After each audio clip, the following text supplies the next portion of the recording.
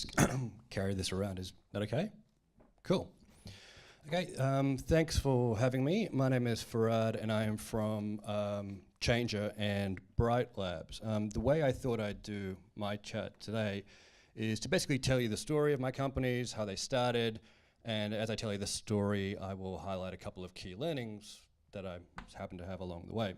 So Bright Labs was my first big company that was predominantly in digital media, which is things like websites and intranets and campaigns.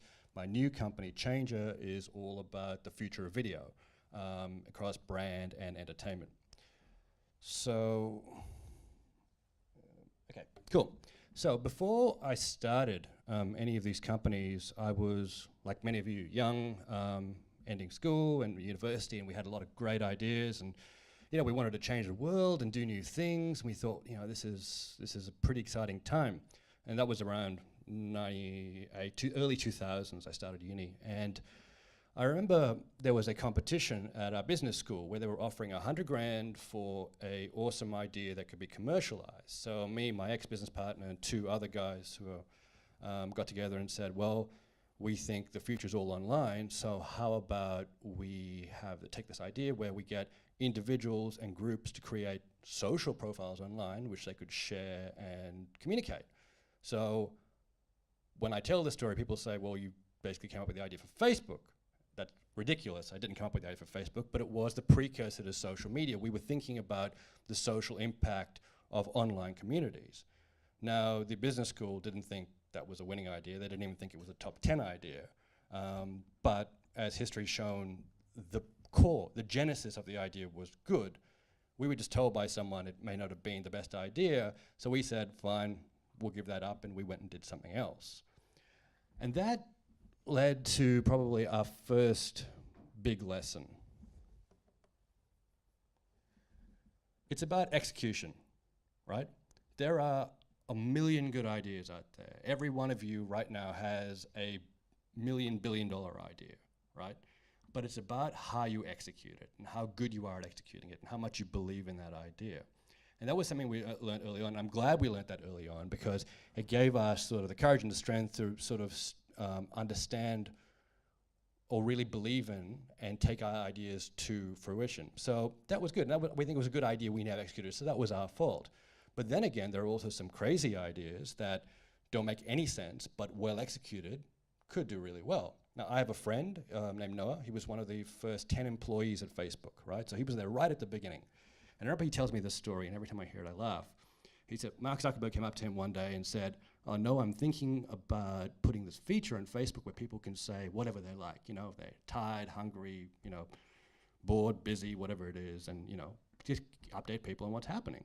And Noah thought, well, that's a stupid idea. Why would anyone care about the minutiae of someone else's life?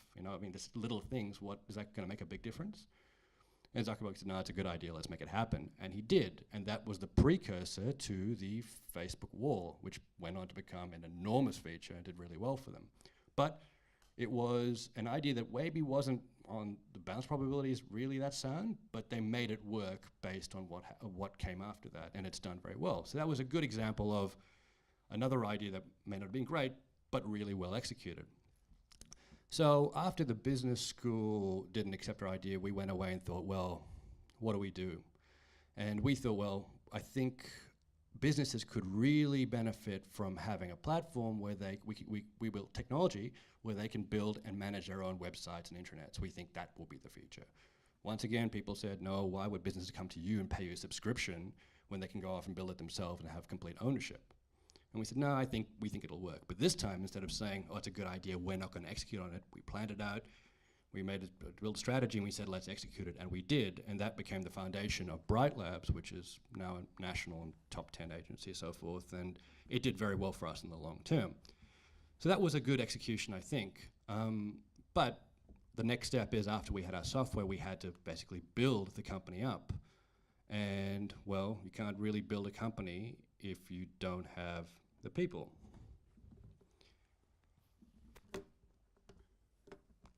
And that's the next point. And we learned all to this early on. If you want to build any success, right, you've got to be surrounded by good people. right? And I mean, not just in a company, I mean, it's the people around you. You know, there's that saying, you're the average of the 5 people you spend the most time around. I think that's actually true. So we had to build that. So we moved into our first little office. It's just a little shitty, not so great place in Toowong. And, you know, like 4x4, could barely fit 3 of us in there. And this really great opportunity came up for us overseas. And we were in this conundrum where we actually had to hire someone to do some of this early work we had, but we also wanted to go overseas and take advantage of this great opportunity. And I remember that week we were thinking about that this guy walked in off the street and he was just kind of strange, or, you know, happy and chirpy and bald. And we were like, oh, the bald bit isn't important, but yeah. He came in and said, you know, I've seen your guys' work, I've seen your early work, and I believe in your ideas. I'm wondering if I can get involved. So we huddled in the corner and said, well, what can we do? So we've got to go away. We have about 3 months worth of salary for this guy if we wanted to hire him. So we went and told him, we said, oh, are you happy to work for 3 months probation, see how you go, but we have to go away overseas for a week in a couple of days. And he said, that's fine. We hired him and we left him. Nothing went wrong, but it was our first foray into understanding this idea between trust and dependability, right? And we also learned that, I think, as we started to hire people, we basically got to understand that while you can trust someone, you may not be able to depend on them, right? Once we learned that, all the key people we had around us, all our key employees, were people we could both trust and depend on to do certain things. So I mean, you might trust someone with your bank details, for example, but you might not be able to depend on them to stand up for you in a tough situation.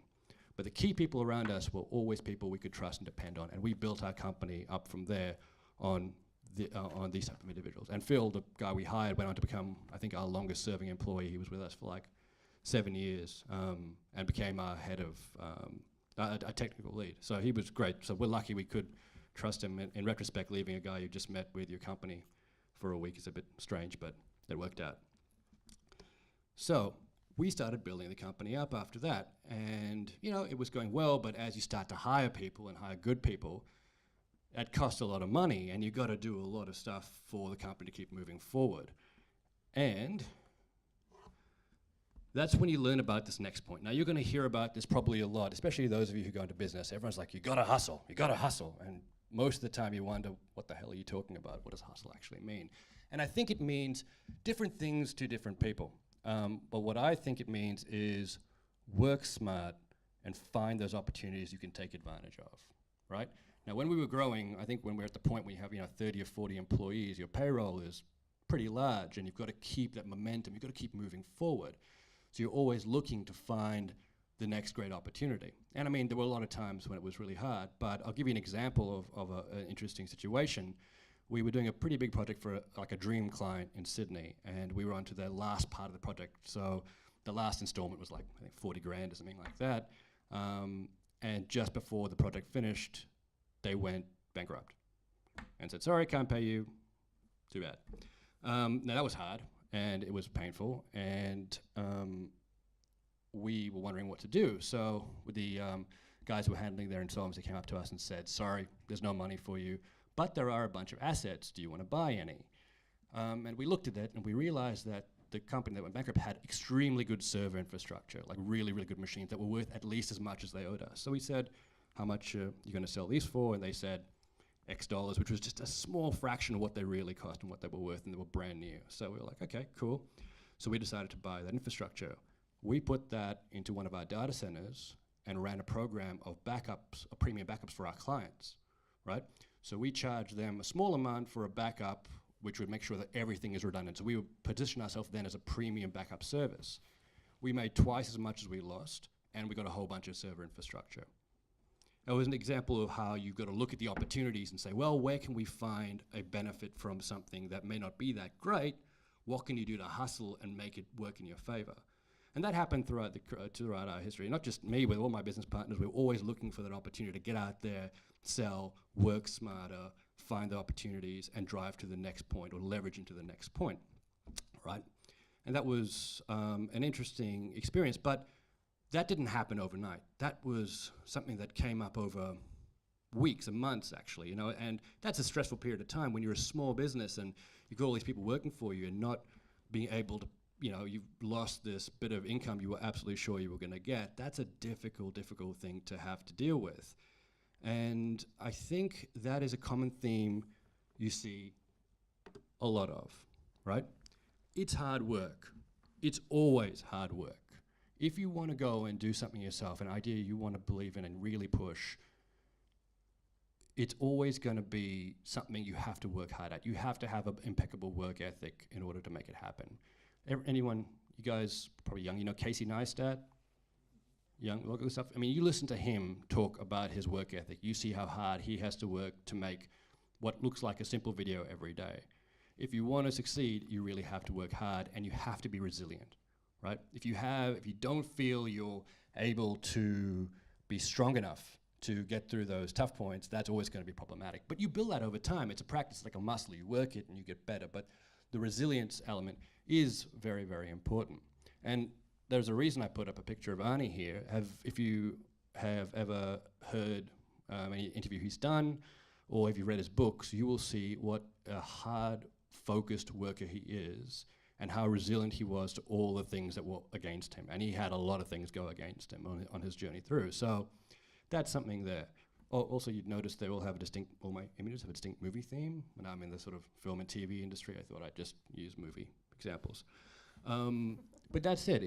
That's what it's about. It's about being resilient. It's about working really hard. It's about following your idea and sticking to your plan and thinking, I believe in this and I'm willing to work that. And working 12, 14 hours a day is not at all unusual, but you've got to be willing to put that effort in and be resilient. Now, I remember at the end of my time at Bright Labs when I was thinking, it was got to the point where I was working hard, but not as hard as I used to work, right?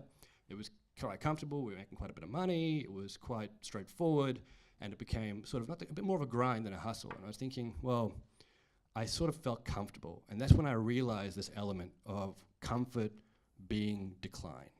The state where when I'm in a constant state of comfort, personally I felt like I was declining. Right? Now that's also something I think I heard from Casey Neistat actually once said, but I thought it was a very good point. And he illustrates it when he won that big HBO contract for a couple $1 million. He said it was the worst period of his life because he regressed. He was comfortable and he fell into a state of decline.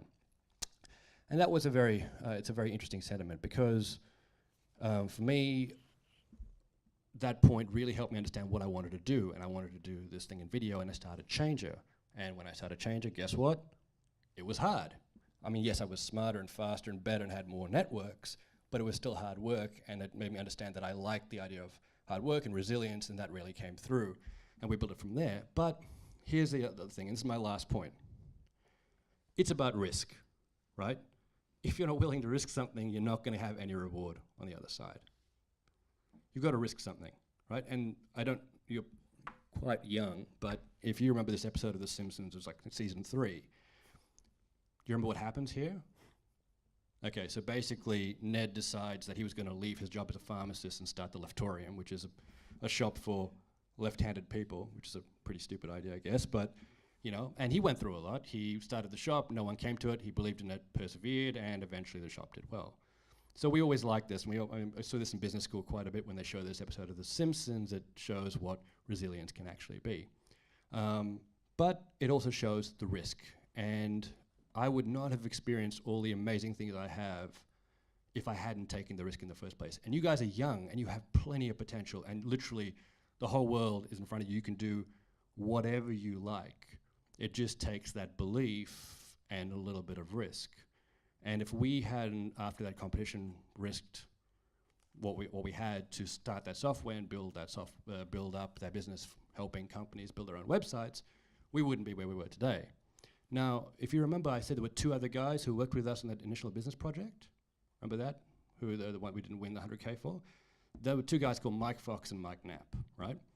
Now, they went to Google after that for a couple of years where they worked in engineering and in marketing, and then they came back and said, we want to start a website where we sell women's shoes, which women can go online and design themselves. We make them in China and deliver to them. And I remember thinking, what do you know about women's shoes? But it wasn't that. It's like, we believe that this is a great opportunity going forward. We believe we can actually change the future of retail.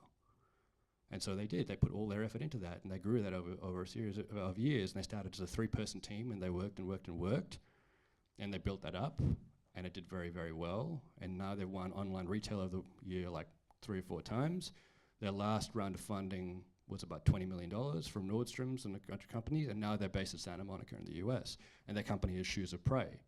So it just shows, if you have an idea, if you're willing to take that risk, it can make all the difference. So just in summary, it's about the execution. Anyone can have a good idea. It's about how well you execute it. Surround yourself with great people. Ideally, if you can trust and depend on them, that's what you're after.